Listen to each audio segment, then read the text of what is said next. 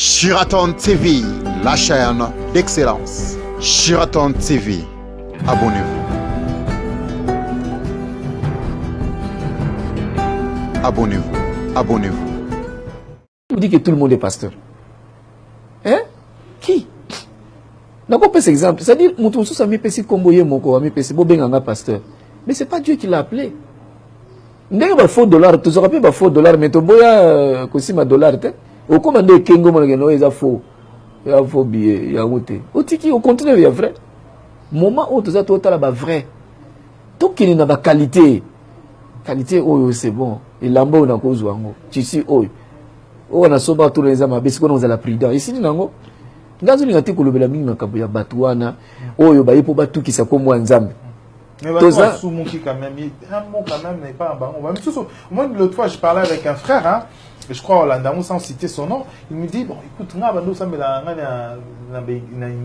je croyais en Dieu, mais ma camo, je préfère encore mieux vous aux attaques au Sara solo, car franchement, j'ai à mon pire dans l'église. Merci. D'accord, parce que des bouillons par la grâce de Dieu, n'était soyez où s'appelle ça yo. Cause un souci wanate. Moto a bengami e pa nzambe a umela na lisumute. Lisume zaka libaku leki me ou leli e pa nzambe no kozongi la suma kamona te pe na tamba lobi ke o sali mabe o koluka ba raison te. Non te. O mate bolimbi sangai. Nebili kamona sala ke za mabe nzamba limbi sanga bino pe bona betino libaku na ozongi la sute. O luka ba raison te. Moto a se justifier kami aza mona satana. Biso, toi, dans la Bible, c'est que non reste non, oui reste oui. Le pardon est obligatoire pour la bisognos. Tala c'est comment secret na opesa yo pose ou leçon oyeba ke ya solo to le bageza Satan ou bien za muntu ye moko. Omoni kokwe ya muntu eza pena Satan te. Eza Satan te. Po batu ba kosa ye kamuki o Satan. Satan non, Satan te. Eza na bateau misatu bayoka naka très bien. Posa ya nzoto na posa mukili na satana ba démon bayoka naka bien de bazawa. Mais mutu azana tana ya intervention. Na loba. Vas-y avance. Mutu na tana ya intervention na. D'abord eza nani posa nzoto. Ufandika boyo komo yoka en tout cas posa ya kobo. Posa ya yo moko kumo kanisa po mone mwana mwasi moko aleka ki misu ko zotala nti mwana ndokimo utala tata sikoyo tango posa wana nzoto e bandi alo posa nzoto ayoka na muninga na ye posa mukili sikoyo mukili pe eye pona ko ede ba posa nzoto so mukili ye po elukelo cadre ya bien oyo makamuno wono zona posa ko isalam comment que Satan zana no banate ba demo bazate yo moko siko yo nzoto ye mukile ye mena ye ko edeyo ma oli ngomela oli ngoza mwana mwasi oui dans la côté moko ndela ma vale ba bien so ma vale côté ntele police allez ba demo na ba memi ba esprit wana ya monde ba memi otala cadre yango donc cadre ya muni cadre te na pousa kona po mo lilieza. Et même on a cadre monde et puis au cadre. Parce qu'il y a les désirs de la chair, les désirs du monde et les désirs du diable. C'est que tant on va offrir au cadre, dans le moment où on est silé, c'est que le cadre, c'est que le démon va y. Au monde c'est quoi? Au monde er Satan y. Si on voit qui m'a canissé au salé, au salé. Satan est dans souka. Ah il est dans souka. Yo moko bandai. Satan ko quand on makasi te. So il Satan a makasi na yema na Bible, na yema na banzembo. Mais le biso nous ça zoa biso. Satan m'a cassé. Satan c'est un locataire. Meta wakolo bureau ezangai. Sona boui bokota te. Bokota te bien aimé. Attendez bokota c'est ma maison, c'est mon bureau. Donc Satan a droit au kota banzoto na biso biso moto permettre yete. Alors muto azo permettre Satan kota na nzoto na ndeko benge mwana na nzambo sala nzambo. Voilà. Alors comment reconnaître c'est Isaba question tout comme qui est nasuka déjà. Comment reconnaître un vrai serviteur de Dieu? Quelles sont les qualités? Et oui, réellement, celui-ci, c'est un serviteur de Dieu. C'est un envoyé de Dieu. Parce que oza moto oyo olobeli mingi vraiment hein basali ya nzambe bato bakosala mosala ya nzambe et tout na banzembo no ebele boni koyeba aujourd'hui on guide un peu le peuple de Dieu bakolanda comment reconnaître un vrai serviteur de Dieu. nalinga mingi na mwa exemple ya mikeka po moto ayeba comment ko reconnaître un bon parmi les travailleurs oui un bon travailleur oyeba ye oyeba ye na botosi na ye na respect à l'heure makambo ebele ba critère ebele za il vient jamais en retard il est là sozo yebisa ye munoko ne akangi na suka merci il fait son rapport tout biloko et pas nzambe peza bongo nzambe même biso pote ba bon c'est un vrai serviteur de Dieu parce que biso to tout monde ka nzambe te bona miso nzambe tout monde ka nzela ba sali soi-disant serviteur de Dieu lui-même d'abord c'est un modèle oui que un serviteur de Dieu même gagné na zana lobake ezana batu mususu ba yeba ka nzambe à partir ya makambo nazo te ya bango to fongoli bible pas attends bible mais ça ba mususu excusez-moi de dire ça mais c'est vrai que ba mususu ngana koma bible na bango ayebi ko tanga bible te donc lui il a besoin de devenir enfant de Dieu mais tellement il dit ko tanga bible te il s'est dit moi je ne ferai que imiter copier tout ce que Patrice est en train de pratiquer comment il se comporte alors un serviteur de Dieu tu représentes Dieu makambo ba yoka ko oyo nzamba linga ba komona mona vina yo comme le kola au pied pour les avoir que soyez mes imitateurs comme moi je le suis pour Christ. C'est ça un serviteur de Dieu.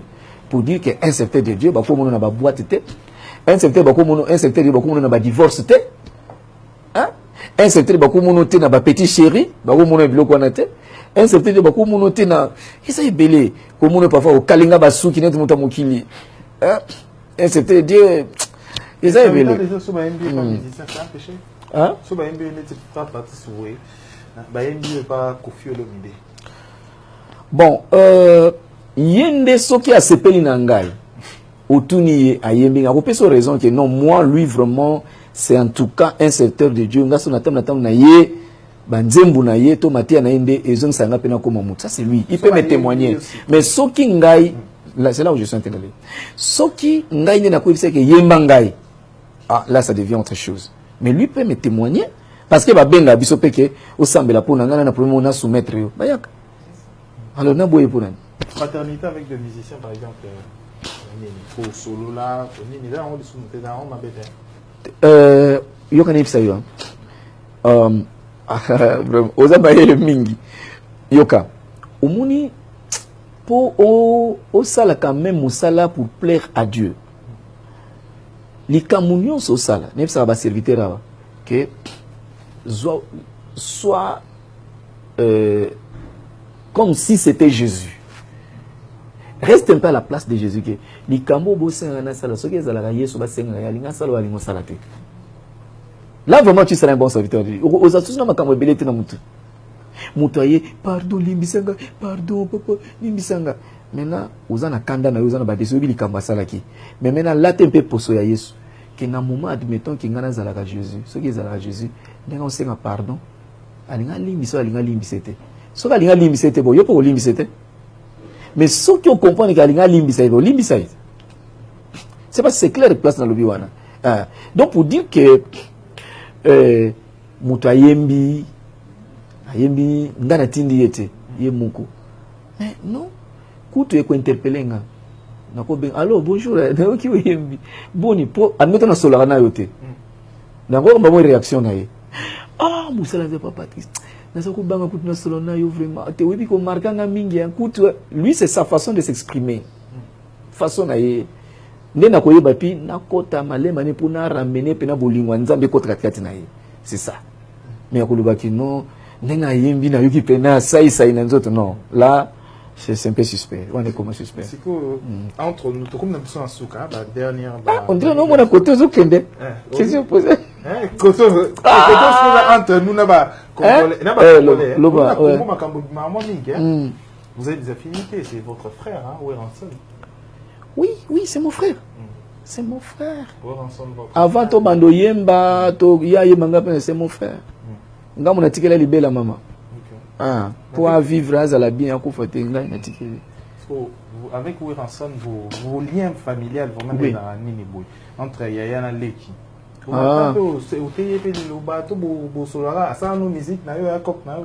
mais où est la émission, hein? Oui, émission, c'est l'émission. Ah non, en fait, c'est une émission. Mais maintenant, ce n'est plus une famille. Parce que moi, on compte ma famille. Moi, le bas, Natini, ma sœur à Lambi, ma Sylvie à Lambi, tu invité au yé, au monde de tous à l'anda, Boutolia.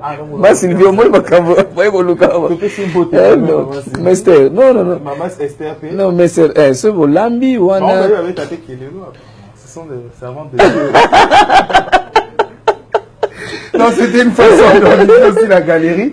Donc, en fait. Mais quand même, vous êtes des frères. Oui. Voilà, en tant que des personnalités. Oui. Voilà la famille, c'est des personnalités entre frères en Christ, l'artiste musicien star de la musique congolaise. Le courant passe comment? Mais si on est frères, est-ce que cette question-là a sa place vraiment? Et aux autres, je ne sais pas. C'est mon frère. C'est mon frère. C'est comme si je peux dire, mais c'est quoi? Non, écoute, tout ça, non, mais c'est mon frère. Sauter même dans l'image, monsieur. Au moins, on a pu faire une quitte. Sauter dans la vidéo, au moins, on a une vidéo, monsieur, on a fait une quitte. Pour ne pas relaxer, il y a un dac ou même pas naïe, tout ça. C'est mon frère, c'est mon frère. Si vous lever un peu polémique, c'est une dernière vraiment entre nous, soit dit.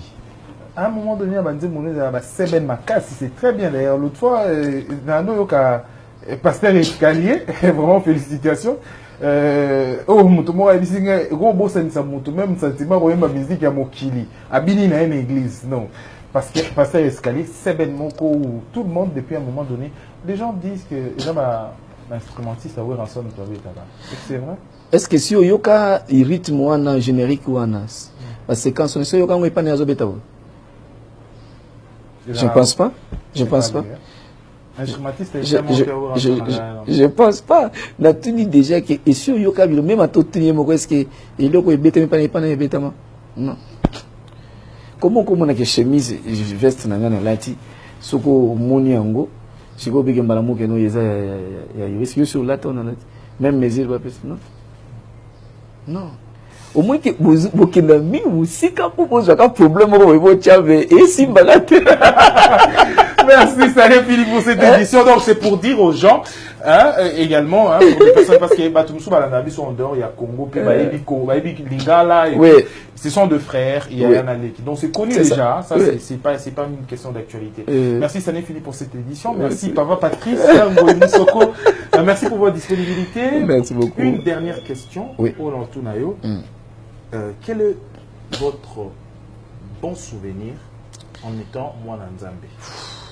Aujourd'hui, Oyo, au recueil témoigner des gens, les faits aux Mwana Nzambe, des bons souvenirs en tant que chrétien, une fierté d'être chrétien. Jésus. Et cause à la nango, mais si les lots fierté, même avant beaucoup de temps, j'ai pris pour ça.